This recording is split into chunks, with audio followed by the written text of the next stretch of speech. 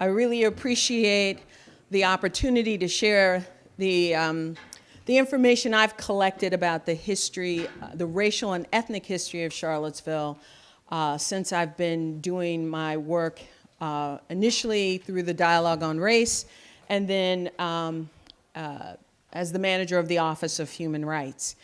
It's a collection of stories. I think stories are very powerful. And so hopefully through me sharing the information that I've learned about the history of Charlottesville, that you will start to formulate some of your own stories and hopefully lots of questions and connect the history that I'm going to be sharing with you to the conversation that we should be having today. And for those of you who may have lots of things on your mind based on what happened over the weekend in acknowledging the anniversary of last summer, hold on to some of those thoughts. Write questions down if you need to, because I know some of you could be in a different place right now sharing your thoughts about what you thought of the weekend. And so, again, I want to thank you for being here. And then in order to get through the information, I'm going to ask you not to ask questions. I know, Larry, I told you to ask lots of questions. Hold on to those questions until we get to that place to talk about it. I'm going to focus on, even though I'm going to give you a snapshot of Charlottesville's history in general, I'm going to lead you into the history of this area, which was called Vinegar Hill. So, expectations: to understand the racial history of Charlottesville and to discuss the implications of this information and how we live today. That's the expectation for tonight. So what is the difference between race and ethnicity? I want to make that distinction because we use those two words interchangeably, and they have different meanings, I think. And so race is a social construct. It was something that was put together by social scientists to put us in categories based on skin color and specific facial characteristics. And then the scientists would place value on those characteristics. So the three that we're most familiar with are Caucasoid, Negroid, and Mongoloid. If you were of the Caucasoid race, then you typically had straight hair, light-colored eyes, light skin, a thin nose, and thin lips. If you were, and I'm being very general here, if you were Mongoloid, then you had typically straight dark hair, almond-shaped eyes, small nose, and a small mouth. And if you were Negroid, you had tight curly hair, and if you were Mongoloid, you also had tan to dark colored skin. Negroid, you had tight curly hair, usually medium to dark colored skin, a large nose, and full lips. And for the social scientists, they would say the darker your skin tone, the less intelligent you were. And there were a lot of people in positions of power who used that information to wipe out entire societies of people, groups of people. We know the Nazi Germany used that to distinguish between Jews and European whites, and how that information would help them create a better race of people. And I'll talk more about how the university played a part in that in a bit. So it was not used to really distinguish us as humans in a very appropriate and accurate way. A more accurate description would be ethnicity. Ethnicity is a better way to describe us as humans. We all have shared cultural pieces of information, and some of that can be grouped around our looks. It can be grouped around our language, our dialect, the foods we eat, the traditions we have. And so it's a better way to describe us as if we have to place ourselves in categories. But in this country, we use race and ethnicity interchangeably.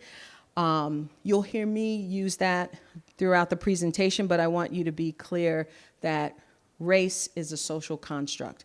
Racism definitely is real. It's not a social construct. It is the way in which groups of people, especially people of color, are treated differently in a disparate and disproportionate way. So demographically, I could tell you about this area and how Central Virginia has been diverse for thousands of years. The Monacan Indians were here well before anybody else, and they numbered in this area in the hundreds of thousands, if not millions. Today, they have a population size of about 2,500. They are one of 11 state-recognized tribes and one of, I believe, 4 federally recognized tribes, which gets them a little bit more in the way of health and education and land rights to be federally recognized. And then with the enslaved population, we're talking about, just for an example, a snapshot of the census in 1860. Specifically in Albemarle County, the enslaved population outnumbered the white population. There were about close to 14,000 enslaved blacks versus just over 12,000 free whites.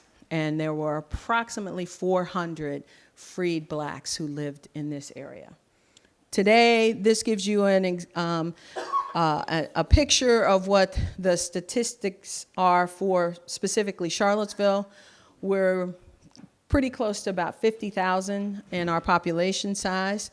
This is based on the Weldon Cooper Center census statistics.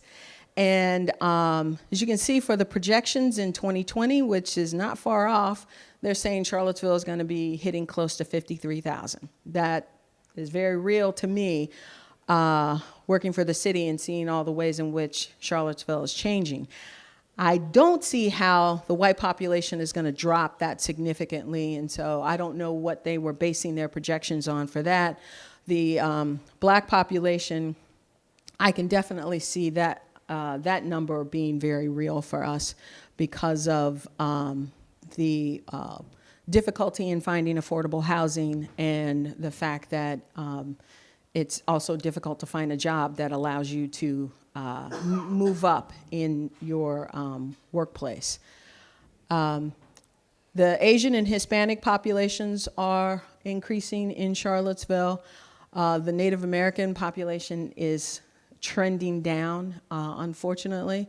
Some of that has to do with the difficulty in being able to identify what it means to be a Native American, and I'll tell you who made that really, really super difficult back in the 1920s. And then population that I think is kind of underestimated is the biracial population. That's a very conservative number, and I think that population is truly exploding.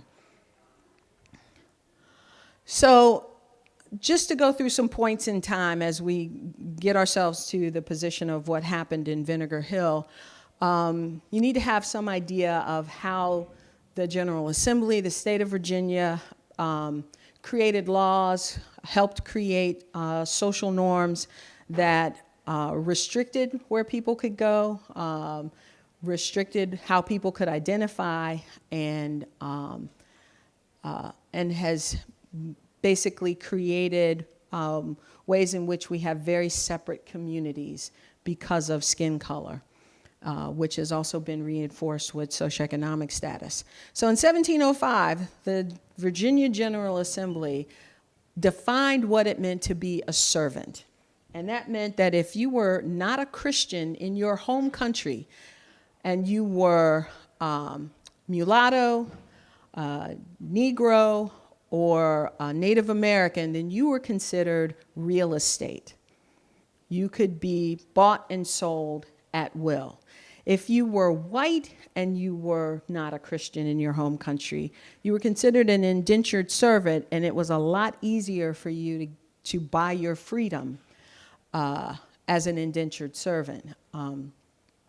Now, there were some plantation owners who freed their enslaved folks, and they would do it quite often, which made Virginia create manumission laws.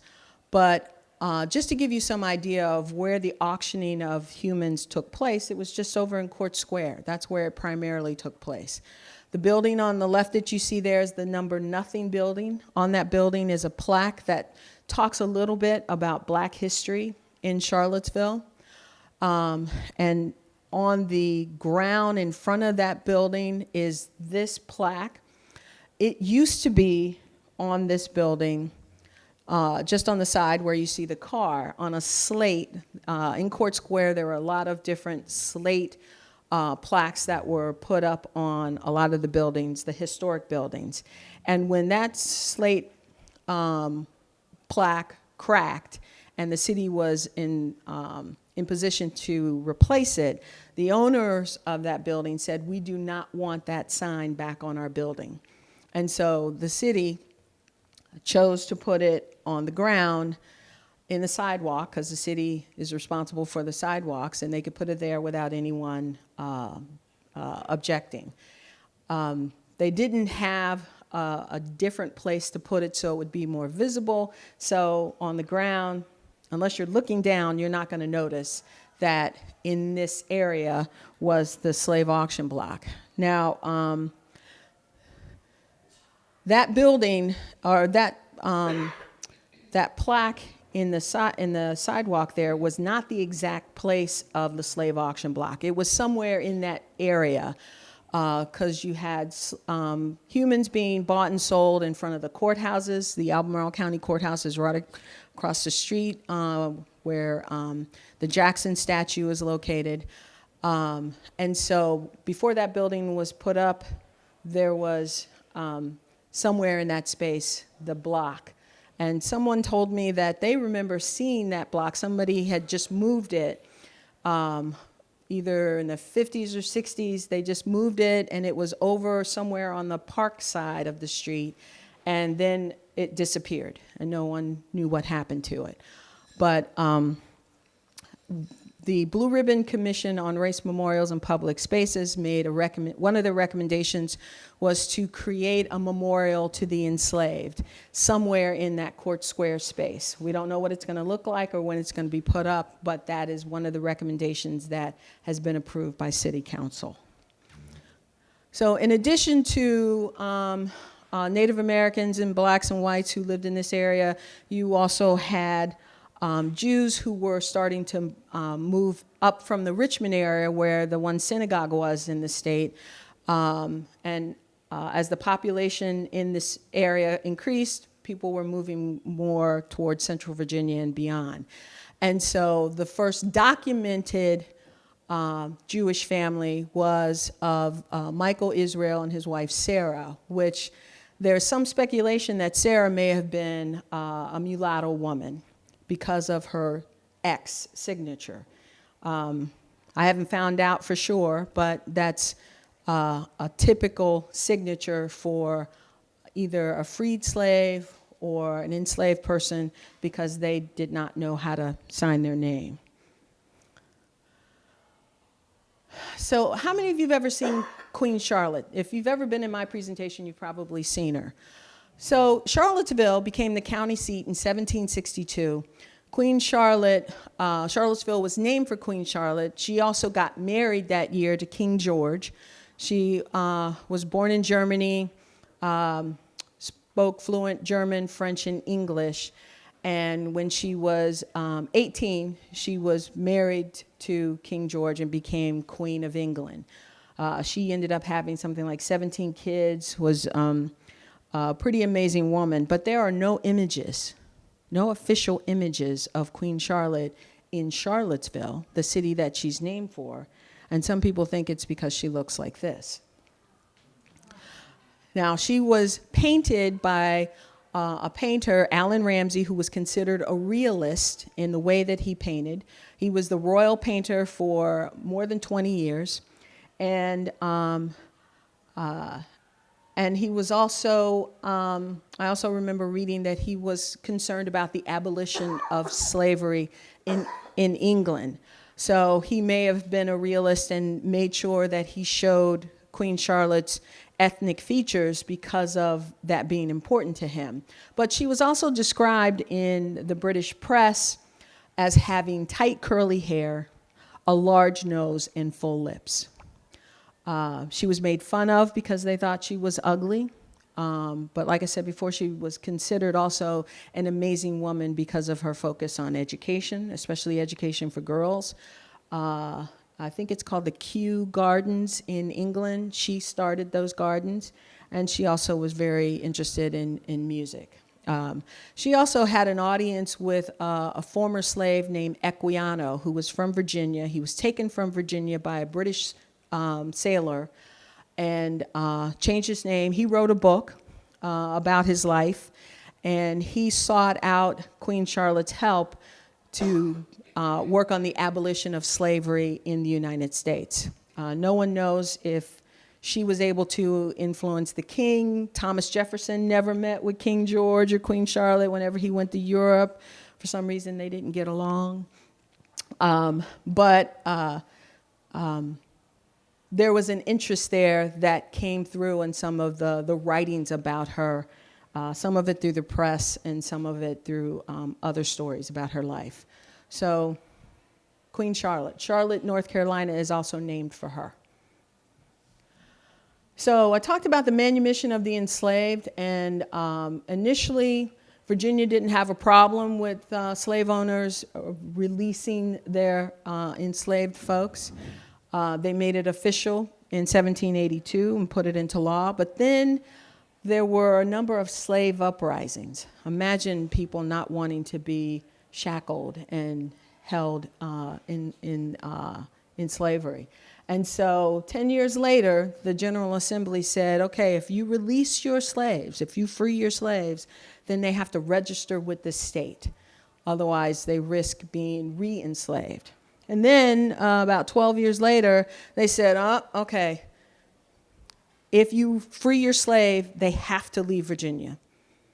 They can't even stay here. If we find out that they are free and they are still in Virginia, then we're going to re-enslave them. And so you had a lot of freed slaves moving to Ohio to work on the abolition of slavery. But Virginia was really anxious about the more and more freed slaves that a lot of slave owners were doing. So in 1789, this is a very interesting story. You had Thomas West and Priscilla. Thomas was white. Priscilla was a freed slave, freed mulatto woman. They got together and had two kids, Jane and Nancy and their son, James. Nancy got together with a Jewish man out of the Richmond area named David. David was looking for a place to live, a room to rent, and Thomas and Priscilla had a room. And so in that situation where he was renting that room, he fell in love with Nancy. They could never marry for two reasons. Because David was white and Nancy was considered a black woman. And then because David was Jewish and Nancy wasn't. But they got together and had 7 kids. And were business owners and did quite well.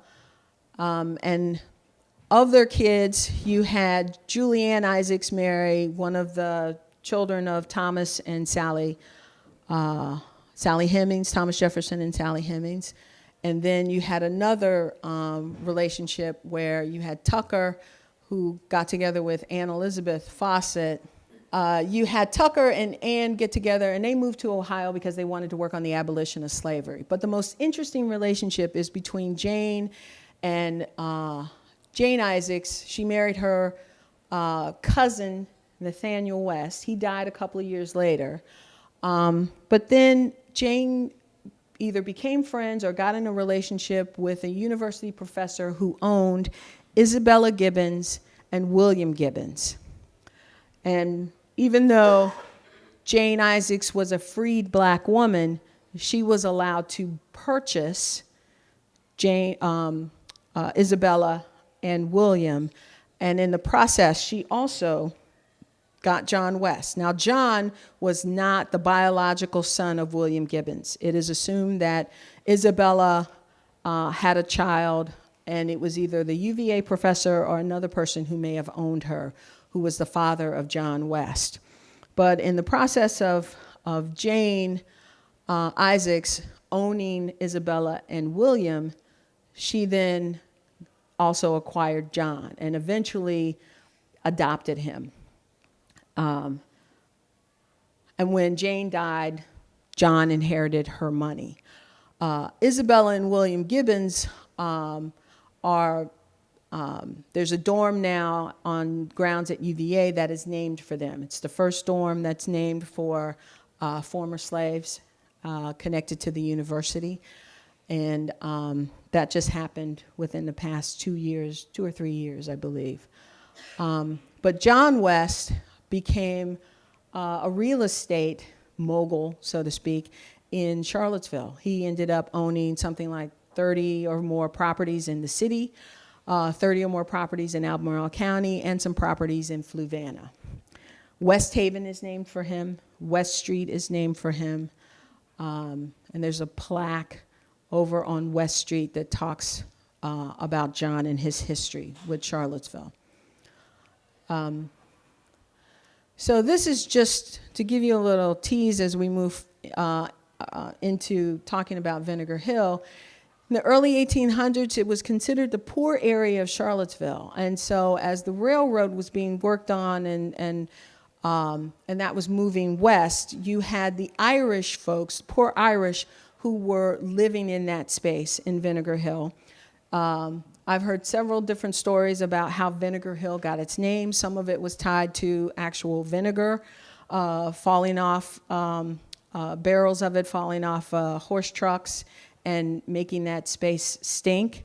It was also said to stink because it was in bottom land. It was in land that didn't drain very well. And because of that, that area just smelled.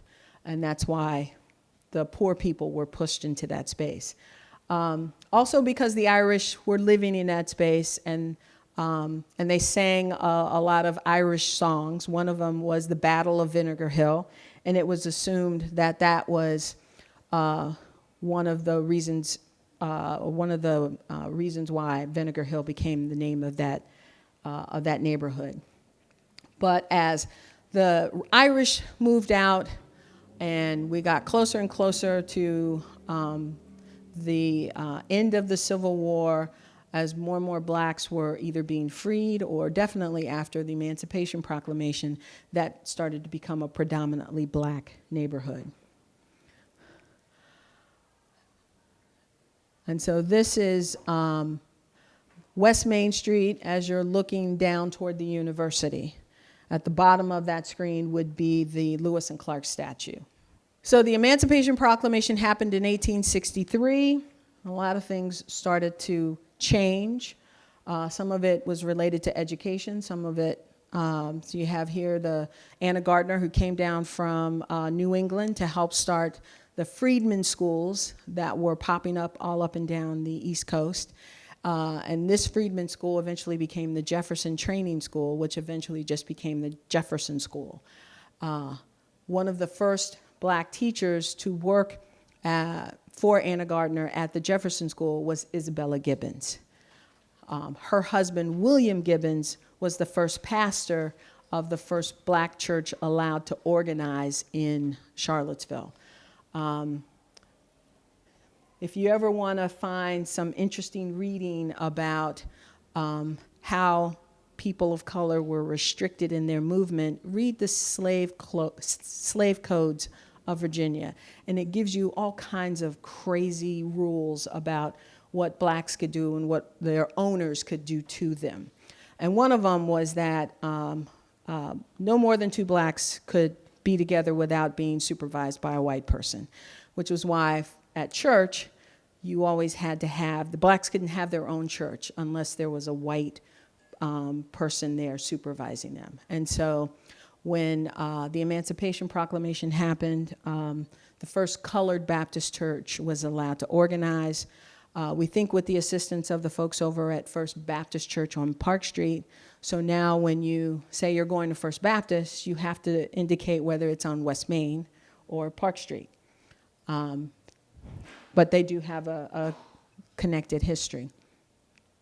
This is Temple Beth Israel that used to be in the space where the library currently is.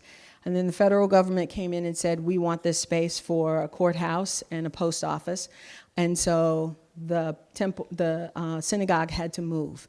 And it moved to its current location. It's my understanding, brick by brick was taken from that space and they rebuilt the synagogue. It is one of the oldest synagogue buildings in on the East Coast, if not in the country. So also in the late 1800s, getting into the early 1900s, as I move through history, Charlottesville had what was called the Black Bank, also known as the Piedmont Industrial and Land Improvement Company. And it was a group of men who had money, and if you were black, primarily black, not necessarily Native American or any other ethnicity, if you were black and you needed a loan to make a purchase, you went to these men because you couldn't get access to money any other way. And so John West, who was in real estate, George Inges, who owned a grocery store, which is now the Tavern and Grocer. That building is still in existence. Charles Cole, his family was in construction and made a lot of buildings that exist today around Charlottesville. W.E. Jackson was a sign maker. If any of you know Mrs. Teresa Price, that was her father.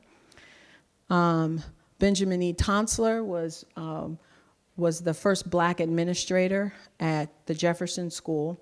Tonsler Recreation Center is named for him. And he's also, some of these folks are buried in the, what's now called what has been called the Daughters of Zion Cemetery. It's the black cemetery in Charlottesville that was created in 1873 by a group of mutual aid women who were looking for a place for blacks to be buried with dignity, because there wasn't a cemetery in town that would allow blacks to be buried in. And then J.F. Bell, who started the first black funeral home in Charlottesville and is considered one of the longest black-owned businesses in the state of Virginia. So they were the Black Bank. There were a few other families associated with this, but these were the main men. And this was Inge's grocery store. Still looks the same today. It's been a while since I've been in there, but it's my understanding that there are photos of what it used to look like back in the day. And so I would encourage you to go check that out. It was truly one of the staple businesses in Vinegar Hill. And so, we're in this space, which used to be called Mentor Lodge, number 1453. It was part of the Oddfellows halls where blacks would congregate and socialize and hold meetings. One of the famous meetings I read about that took place in this space was in 1900, when you had a group of black men trying to figure out how to be involved politically, address some political issues that were going on in the community at the time. After the Civil War, like I said, blacks were doing well in education, were involved politically in this space. J.T.S. Taylor was one of the first black representatives politically from this area to participate after the Civil War.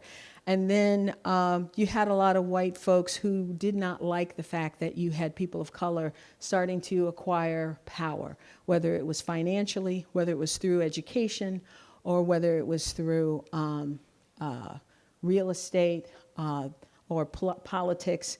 They started to figure out, how do we clamp down on that? Some of the men who were a part of the Black Bank were probably members of and came here to Mentor Lodge to socialize. And so part of clamping down on people of color just in the early 1900s was connected to the Jim Crow laws that were created, especially the one that the Supreme Court ruled that it was legal to have separate but equal facilities and everything, that whites did not have to commingle with blacks. And so that really reinforced the whole notion of what was the beginning of the rise of white supremacy, especially in this area. This was an image in the 1920s. This is West Main Street before they put up the Lewis and Clark statue. So it's that sleepy little bucolic college town that I heard somebody describe of Charlottesville on the news over the weekend. I've never known Charlottesville to be sleepy or bucolic. It's definitely a college town, but this was just an image of what it looked like back in the 1920s. Vinegar Hill, as you're looking down West Main, would be on the right of this image, and then further back this way. So in talking about the rise of white supremacy, there were some things that were starting to happen in a very noticeable way, and some of it had to do with statues. This is a statue that's over in front of the Albemarle County Courthouse. It's the typical Johnny Reb statue. It was placed there with the support of the Daughters of the Confederacy and the Sons of the Confederacy. They were putting up these kinds of statues all up and down the East Coast and as far west as Missouri. They were very cheaply made, very easily made, and it also gave those organizations an opportunity to reinforce and to not let people forget that the Civil War happened. They didn't get into the whys and its connection to slavery. They reinforced the notion of states' rights. And so they put these statues all up and down. This statue has more Confederate paraphernalia on it than the one of Jackson or of Lee. And but because it's on Albemarle County grounds, it was not one of the statues that's a part of the lawsuit for removal by the city. And it never got shrouded. For those of you who live in Albemarle County, I would want to engage possibly the Board of Supervisors to find out, what do they think about the Civil War history and its depiction on public property and public land? Should they also be involved in the conversation that the city is currently involved in? But these were put up all up and down the East Coast. So you had this happening. And then you had this man, John Powell, who graduated from UVA. He was a musician. He went away and did some, apparently became very famous with his career. But in seeing what was going on across the country, he thought it was important to come back and start a local chapter of a national group called the AngloSaxon Club. It was the intelligence man's version of the KKK. And so they didn't run around in hoods, but they had a lot of meetings. And They had a lot of members who had very powerful positions, lawyers, doctors, politicians, prominent people in the community who held a lot of power and made decisions about what people were allowed or not allowed to do in this area. And so it was probably not a fetched assumption that this man was possibly one of the members of the Anglo-Saxon Club. This was Dr. Harvey Jordan. He was a big proponent of eugenics. The eugenics movement was that movement that white men in power thought that it was important, and there were some white women, but mainly white men in power thought it was important to create the perfect race. And there were things that had to be done policy-wise in order to create the perfect race. They had to do research to figure out how they were going to best get to that. And so a lot of that happened at the University of Virginia. Jordan Hall used to be named for Dr. Harvey Jordan until people started digging up his story to figure out, is this somebody we want the university to hold up as somebody with values that we agree with? And that's the ongoing conversation when you're talking about removing statues or renaming buildings. It's a really, really difficult conversation that we have to have, because if we're not clear on why we want to make those kinds of changes, we might be setting the precedent maybe 25, 50 years from now, where another group of people will decide that, hey, I don't like the statue, or I don't like the name of this building that was renamed 50 years ago. We're going to change that name. And so that's a conversation we need to have as a community to figure that out. The research that was done with the efforts of Dr. Harvey Jordan and Dr. Behringer, the Behringer Wing at the University Hospital is named for him. They all focused on figuring out what was going to be that perfect race and how they were going to get to it. And their research informed Nazi Germany with what they wanted to do with the extinction of the Jews. Research at UVA informed Nazi Germany. That's documented. So last year, the university decided to rename Jordan Hall for Dr. Vivian Penn. She was the only black to graduate in her class in 1967. She's still alive. She came back for the renaming of Penn Hall. She has done amazing work in women's health and across the nation, and is very involved in community work where she currently lives, and has been back to the university a couple of times since they renamed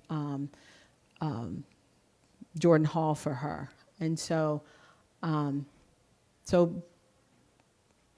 again, that conversation becomes a challenging one for some folks. And we've got to figure out how to do that well so that it is, so that the change is systemic. The other thing that happened in the 1920s and the early 1900s had to do with Dr. Walter Pecker. He was the state registrar for the state of Virginia. And if you speak his name in front of Native Americans, they will probably hurt you, because he is the reason why it is so difficult for Native Americans today to figure out where their connected tribes are with official documents. He created a document, he authored two laws that occurred in 1924. One was called the Racial Integrity Act. He wanted to make sure that whites did not mingle at all with blacks.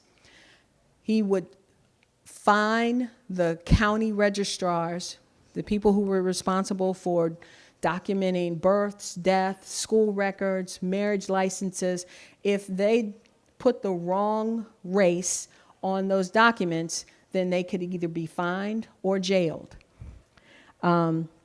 He was a huge proponent and probably one of the staunchest white supremacists back in the day. He created documents that would look like this, where he would, how many of you have ever heard of the one-drop rule? One-drop rule. Walter Pecker.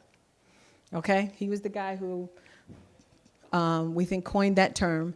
But he would say, he would define what it meant to be white. And that was a person who did not have one drop of black blood in them.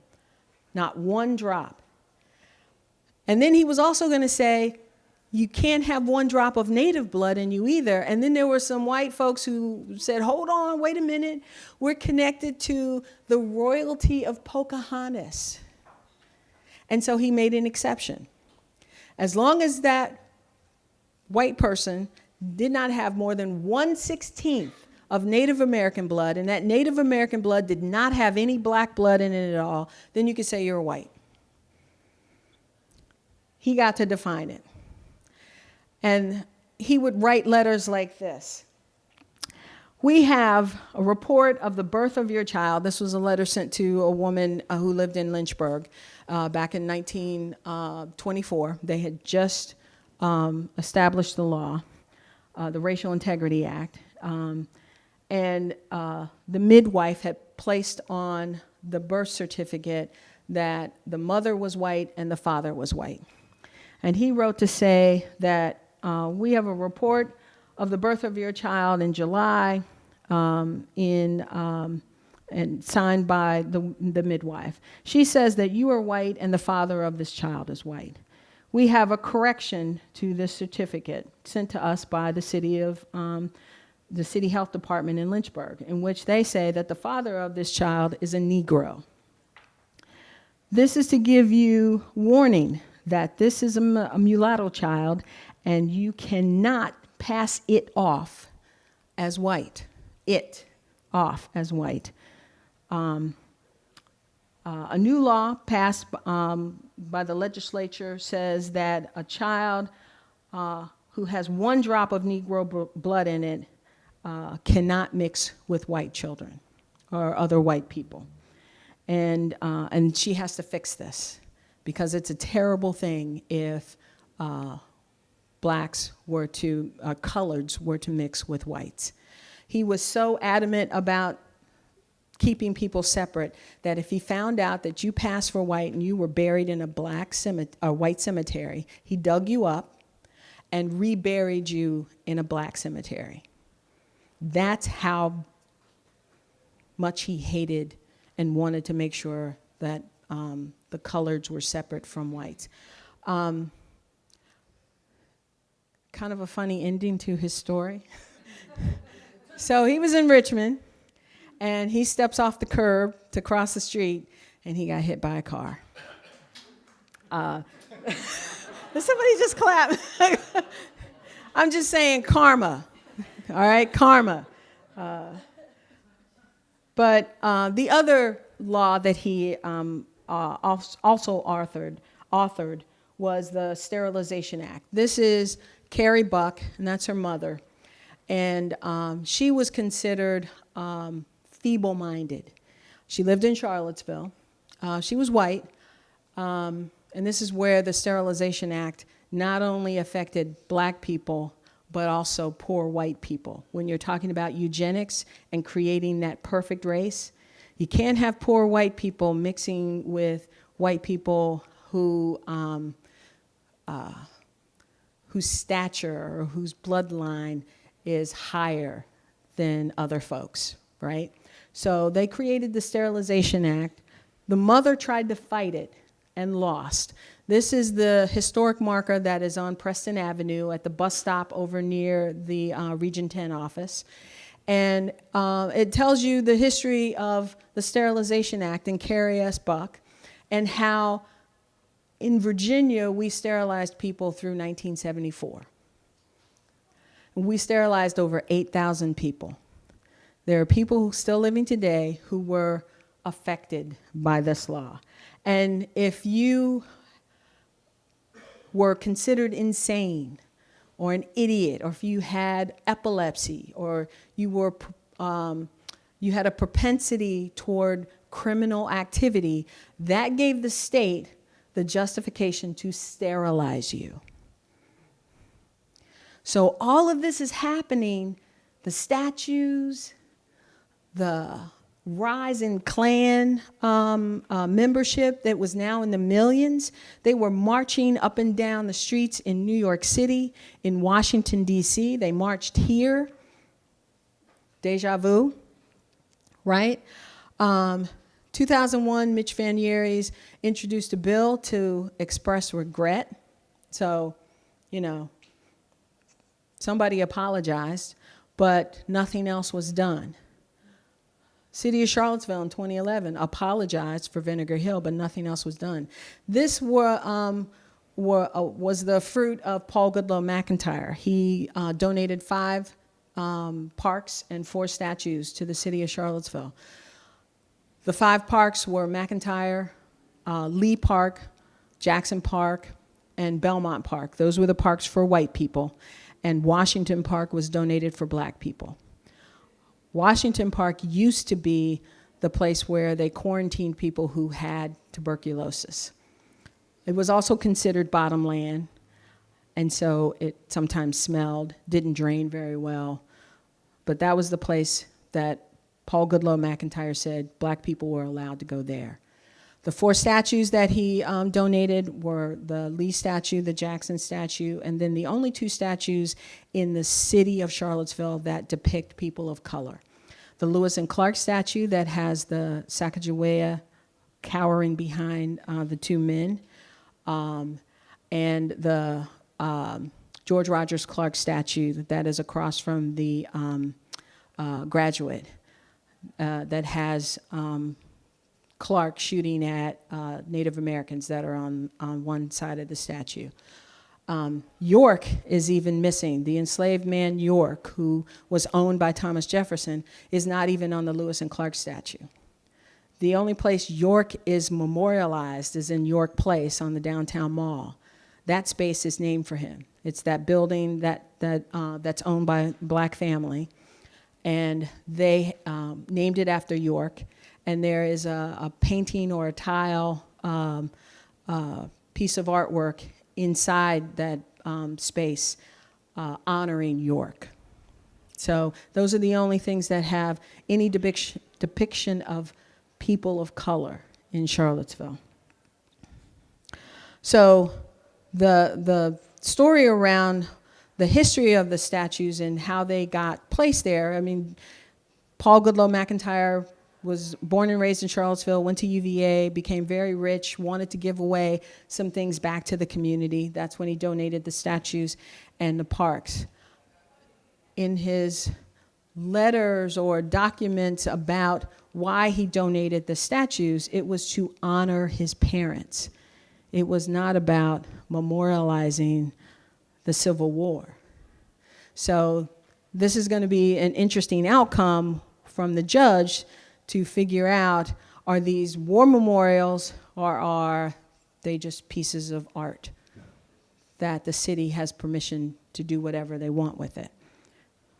That's something for further conversation. So the Housing Act of 1949 then pushed us into this whole notion of urban renewal. And that's when Vinegar Hill was targeted for destruction. These are some of the images of Vinegar Hill. This was a sign that was put up in Vinegar Hill talking about how the Housing Redevelopment Authority was hosting conversations about what was going to change in that neighborhood.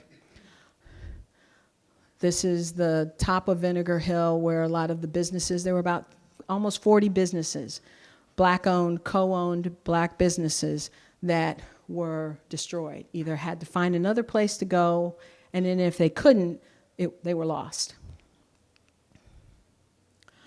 These are just some of the images from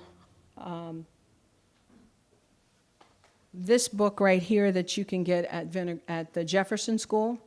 It's Gunders Oswald. He was in high school when he took these images, and then found them not too long ago, and they were put in a book. So you can get a copy of this at the Jefferson School. And then the other book that I wanted to bring to your attention is called Urban Renewal and the End of Black Culture in Charlottesville, Virginia. This is very difficult to find, but if you can find this, it's written by McFarlane. Then you've found a beauty. But that talks about the history of Vinegar Hill. So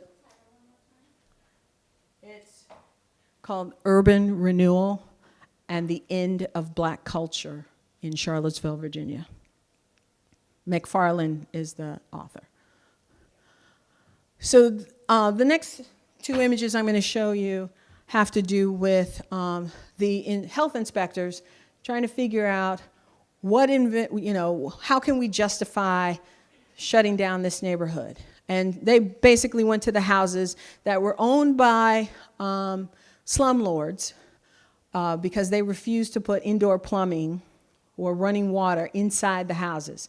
And so because of that, that allowed the health inspectors to go back to city council and say, hey, we got to tear this neighborhood down. It's unhealthy. And so here's another image of a guy going into the house doing an inspection. Now, some of the homes were definitely not in good shape, but there were also a lot of homes that were. So this was around 1960 that was happening. In 63, Martin Luther King came here, not to address Vinegar Hill, but he was asked by folks at the university and the faith leaders in the community to come and talk to the folks at Charlottesville, and he did so at UVA. Also, at the same time, in 63, there were demonstrations going on about the separation and the inequality in Charlottesville. There was a fight that happened during that one demonstration outside of Buddy's restaurant. Buddy's was the restaurant that was right across the street from where the Cavalier Inn is about to be torn down. The restaurant was there. Buddy allowed blacks to eat there as long as you got your food at the window in the back of the restaurant. He did not want blacks inside his restaurant. Yeah.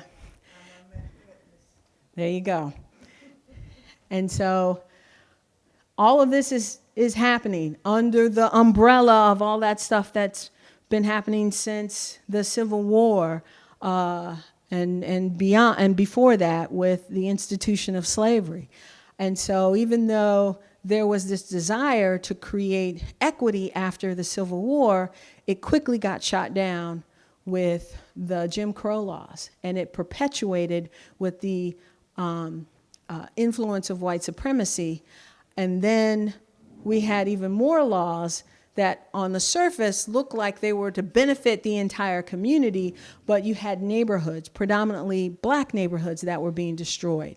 And so this was what used to be Zion Union Baptist Church. It was on 4th Street at the top of what is Vinegar Hill. Vinegar Hill was from this area all the way over to just across the street from the Jefferson School. The Jefferson School is not considered Vinegar Hill, but everything from West Main down to the Omni in this area and down over toward what is now the county office building was Vinegar Hill. This is what, as they started to tear stuff down, the Zion Union Baptist Church looked like.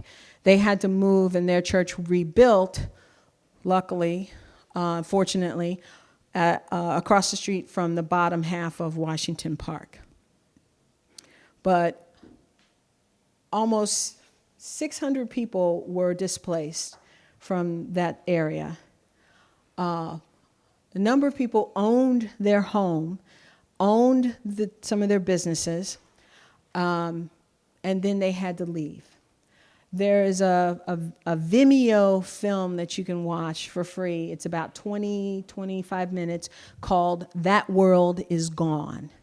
and it's about Vinegar Hill. And you will hear from some of the people who were affected by the destruction of that neighborhood. There were 114 families that were moved from Vinegar Hill into West Haven. West Haven was built especially for the folks being displaced. Here's some more images of the destruction of Vinegar Hill.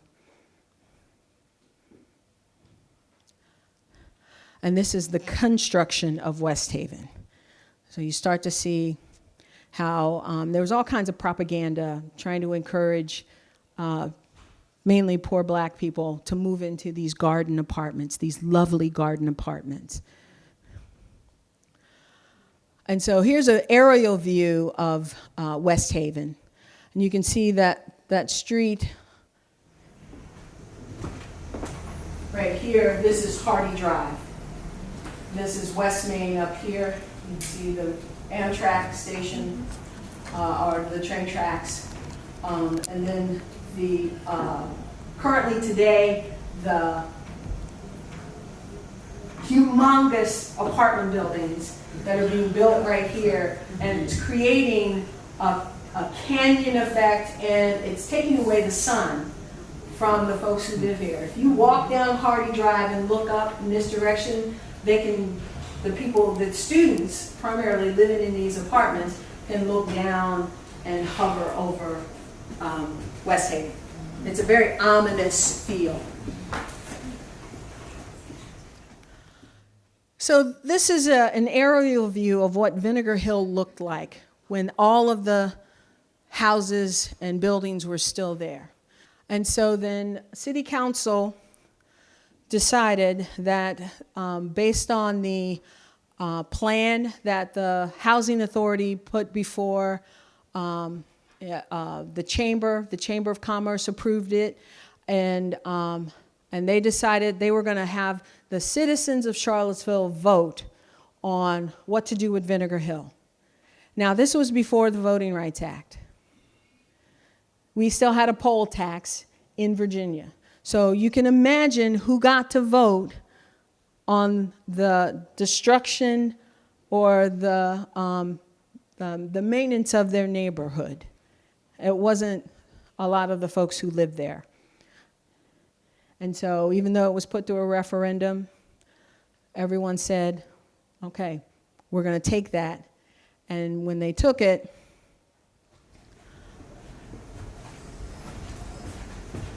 you can see a lot of the destruction that happened. And it was mainly to create the Omni, start to build the Omni and build up downtown. And it was to put the McIntyre Road through the Vinegar Hill neighborhood in order to open up traffic to more of the city, to make it much easier to flow. So they destroyed the businesses, destroyed all those homes, displaced a lot of people for the benefit of the city. And some people would say that with some of the things that are happening today, we've got Vinegar Hill 2.0 happening. So the dialogue on race in 2012, through the conversation with the community, found out that one of the priorities that citizens in Charlottesville wanted was some sort of monument to Vinegar Hill. And so they enlisted, they did a call for artists and got Melvin Edwards, internationally known, nationally known artist, who was chosen out of the three who answered the call.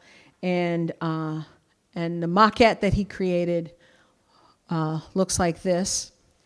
And we still need to raise a whole lot of money to make this happen.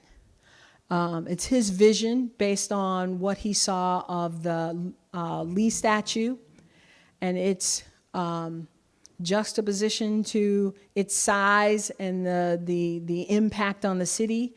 He wanted something just as big and and forceful in sending a message. And so I believe that statue, when it's on its base, will be about 18 feet high, very large. And so we've raised about $85,000.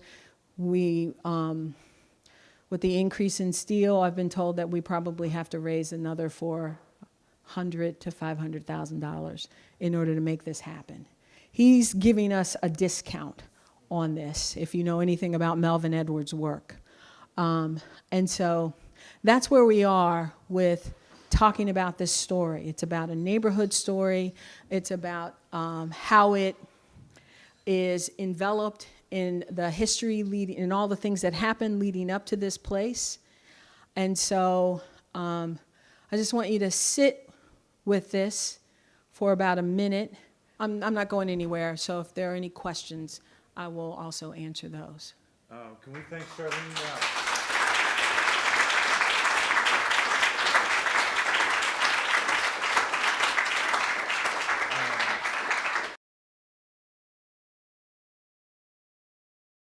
There are a lot of questions, a lot of awesome questions. I'm seeing a couple of themes. One of the first ones is it's related to education. And so, is this happening in the schools? How can we get it in the schools? What are our kids learning? That sort of theme. And as far as I know, talking about local history is not expected in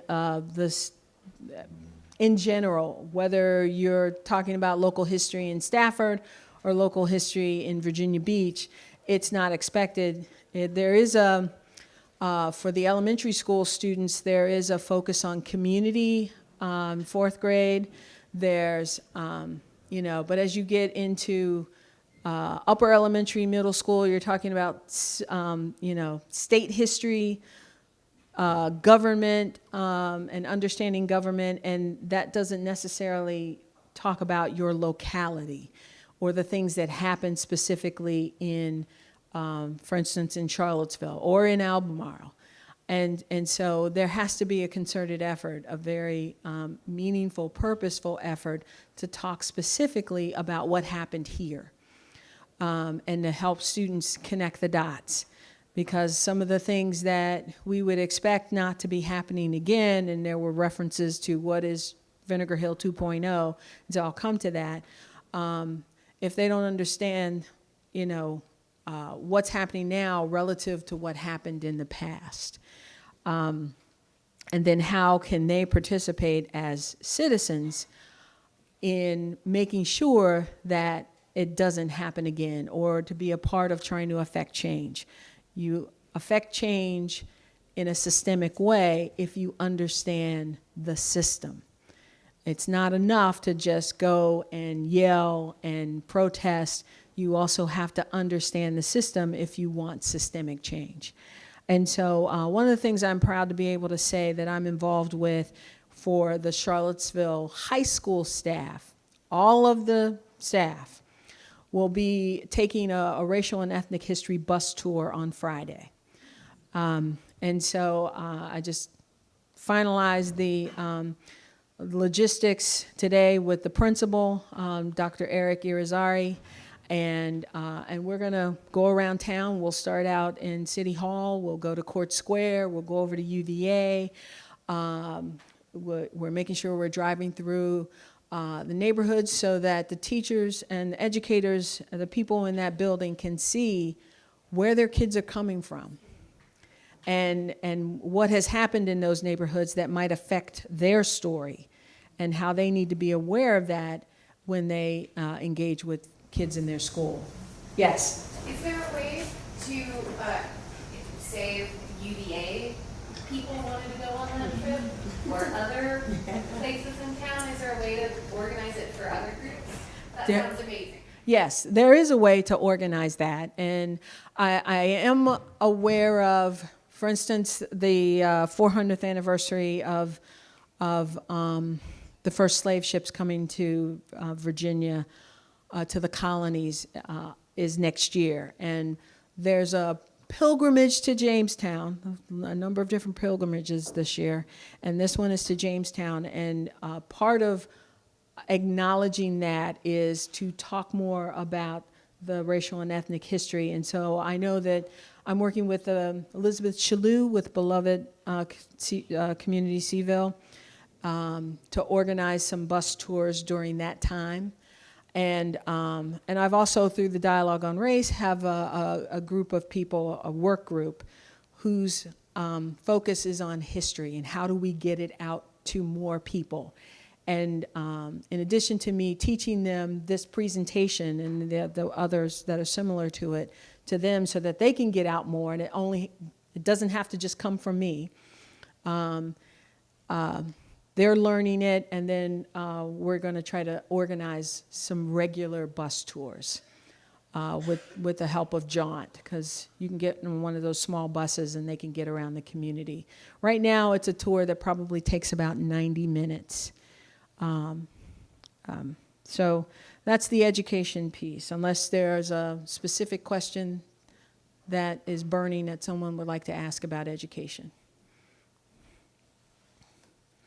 So there's a group of questions talking about what is Vinegar Hill 2.0, and I think for people who live in some of the neighborhoods like Star Hill, 10th and Page, Ridge Street, Fifeville, in those areas that have traditionally, Rose Hill, been traditional African American neighborhoods, whether you call it gentrification, urban renewal, whatever, folks are seeing a change in their community, and it's frightening to some people who don't see more people who look like them living around them, or people who move into their neighborhoods and don't take the time to get to know the people around them, because sometimes that can be slightly mitigated. That change, that development, can be affected by people who at least take the time to know who your neighbors are. And so when you see a neighborhood starting to change, then people get nervous. And some of that change is happening in pretty significant ways with like I said, the development of the student housing. Even though it's private development in Virginia, the laws are in favor of private development. That's the reality.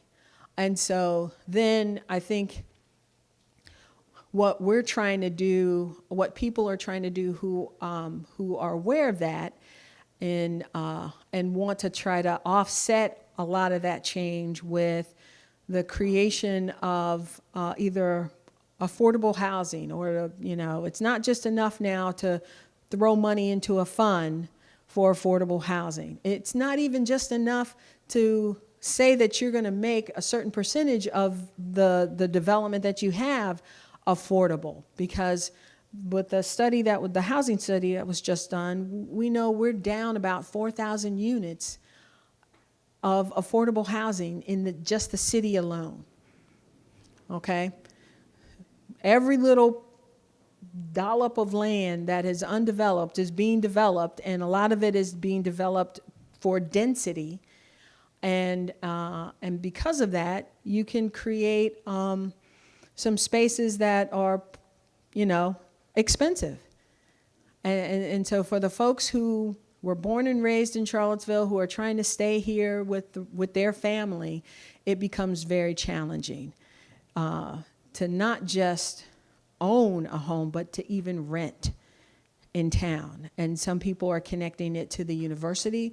The undergraduate numbers are constantly going up. I think just for the undergraduate population at UVA, it's hitting close to 25,000 students.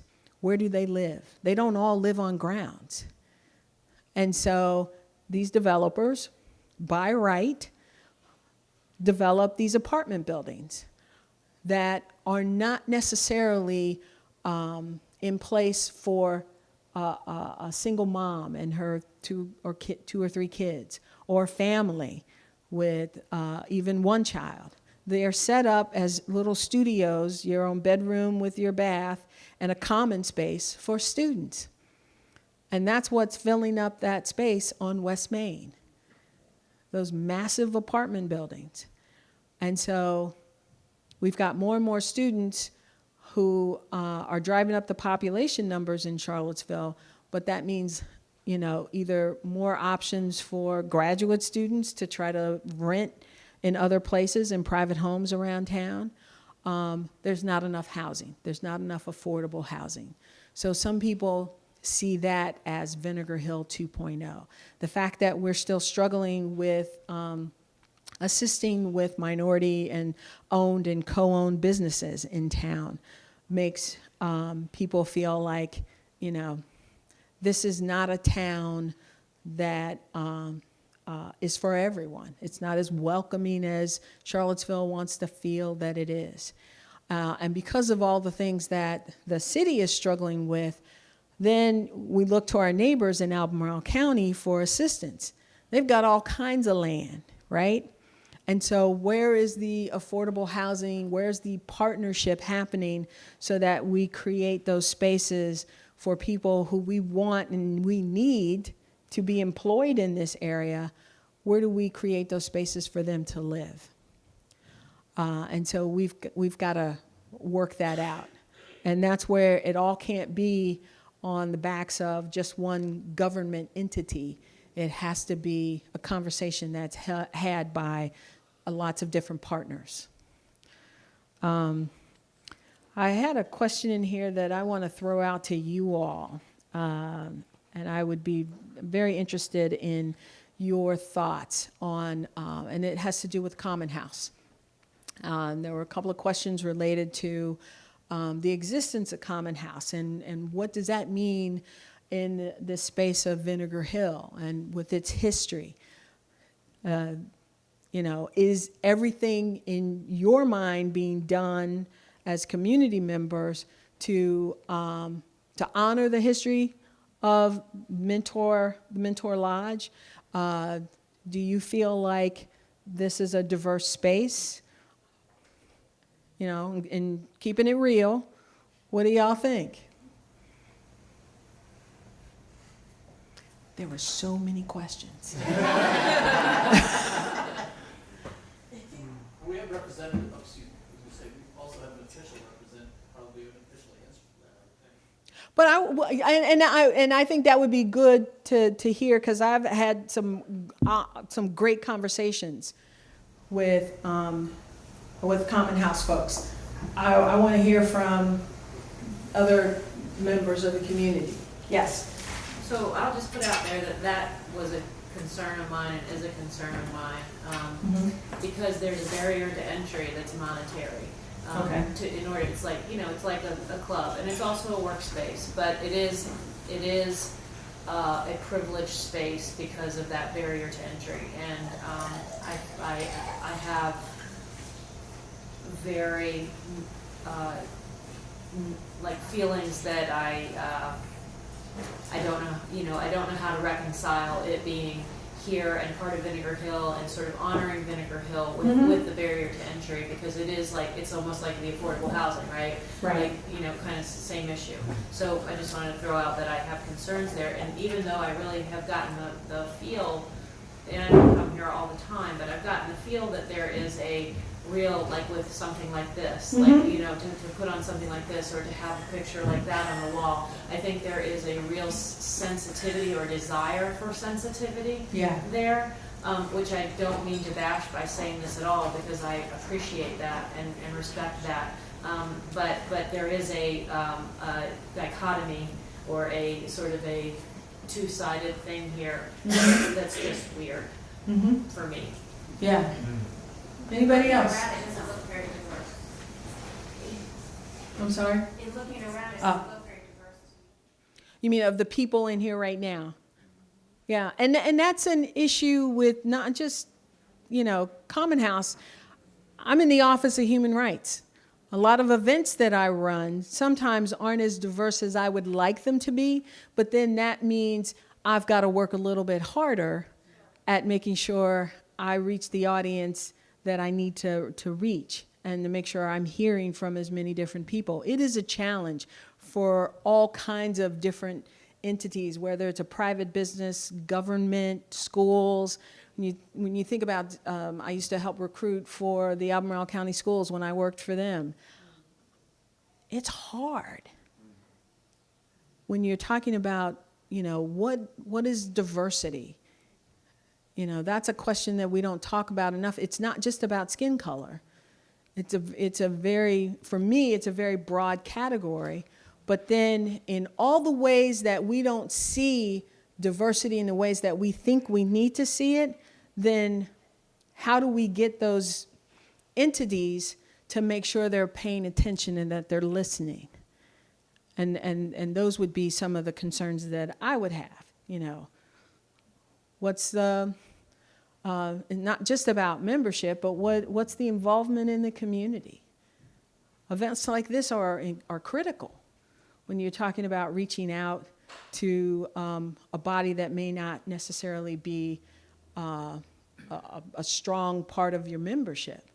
But to give them credit, to give Common House credit, this is one night, one event. And there might be other things where you see a whole different group of people, right? When I came in and to check the space out for the presentation, there was a lot of diversity here. And so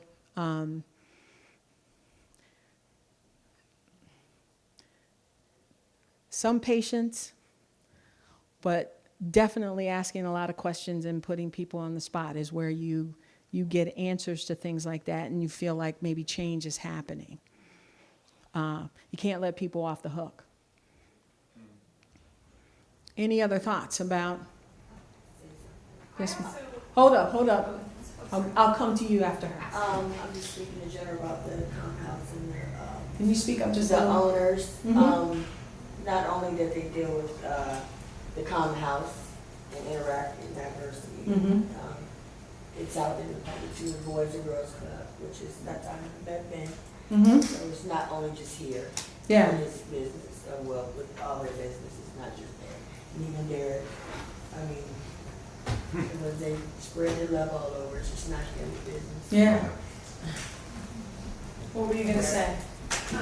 So I'm not a member, but one of the thoughts that I had about tonight, so I will say I was worried that this workshop was being held here, that there was going to be a barrier to some of the people we want involved in this project to be a part of it.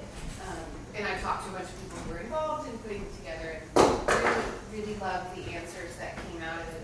And one thing that struck me and that resonated with me is that perhaps the members of this club are the best people to be hearing this presentation. Mhm. And to be learning from this amazing history and the terrifying things that have happened around this neighborhood, and to be more thoughtful about it. And I really appreciated that answer and loved that you wanted to do it here and to be able to educate the audience that already exists here, which needs to hear all of these messages, right? So thank you. Thank you for your comment. So I'm going to throw this out as another question that I saw as a major theme, and it basically was around what should white people do? What should white people do? So I'm going to let y'all, because I'm not white. I'm going to ask some white folks to try to answer that question for me. Larry. I'll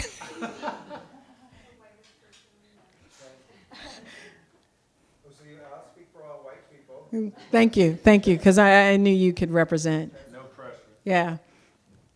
And I'm only saying Larry because Larry and I are friends. Larry and I go way back with doing facilitating in multicultural workshops.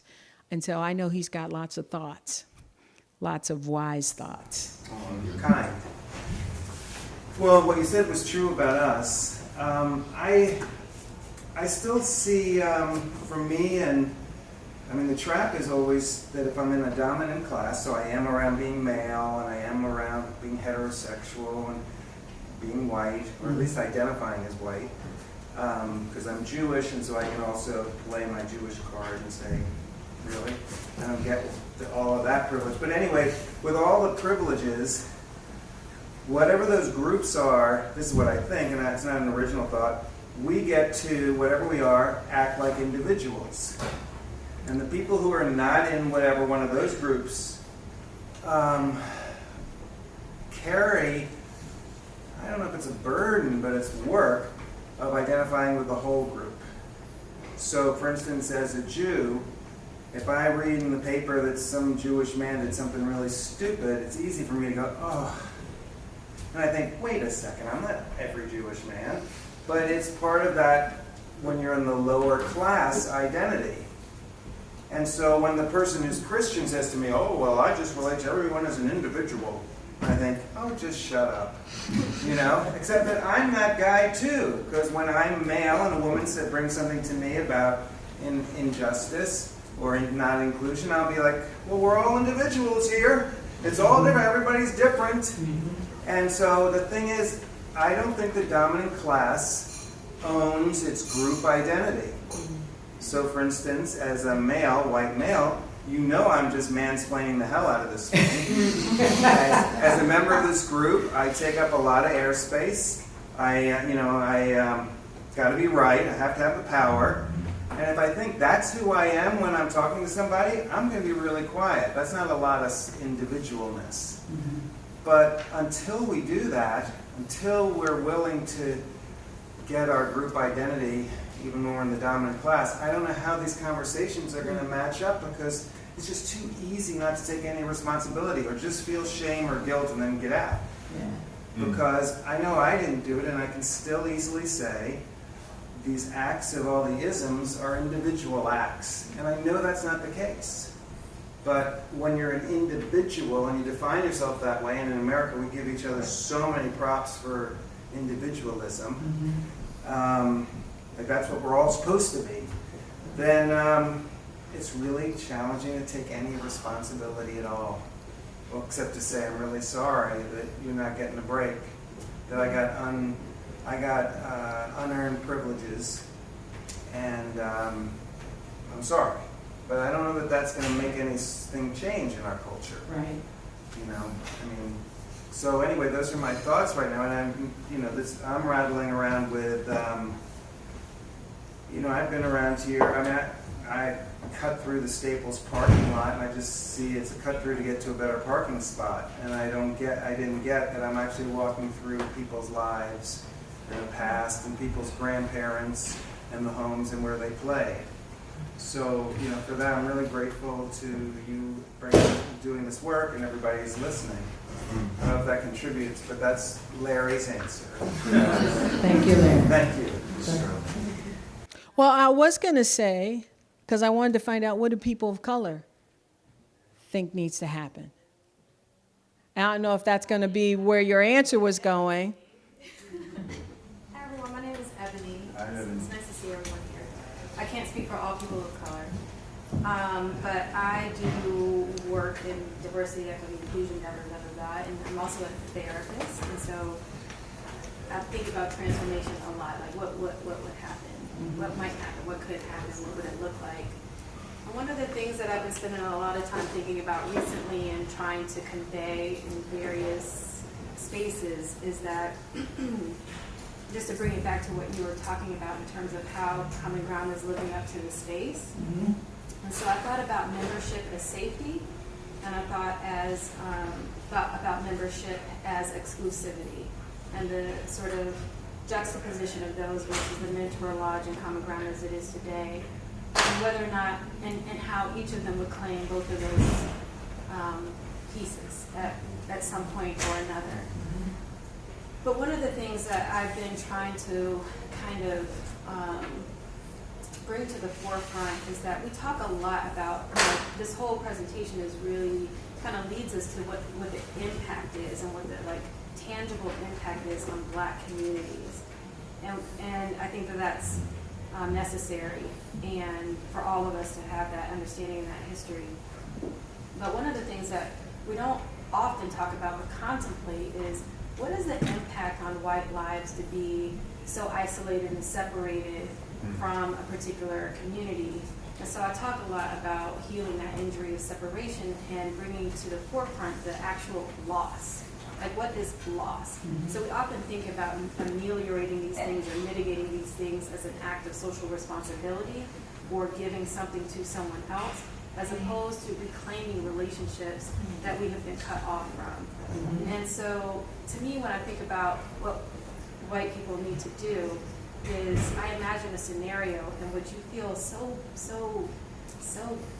bad about the distance between your experience and my experience, or my client's experience over on Anderson Street. That you see that as an actual loss to grief, as opposed to a problem to fix, or a charity to give to. So those are my thoughts. Thank you. Anybody else before we're at this last piece? So, yes. I think it's incumbent upon us to be good listeners, and to not jump to defensiveness, and to become as well educated as we can with opportunities like this, and then to speak to our own communities, to think about where we have influence and leadership, whether it's in your neighborhood or your business or your church or your extended family, and to educate your peers, and to push back against ignorance. And then I think it's also important for us to not need to be at the forefront, but to seek out the desires and the initiatives of people of color, of long-time residents in the city, and to put the weight of our support behind those efforts. So to find out what, rather than come up with our own solutions, think about, well, what solutions already exist in the community, what resources can we offer, how can we add our gravity. All right, thank you. So this last thing I want to leave you with is more of a rhetorical question as opposed to one that you need to answer right now. But who else knows your story?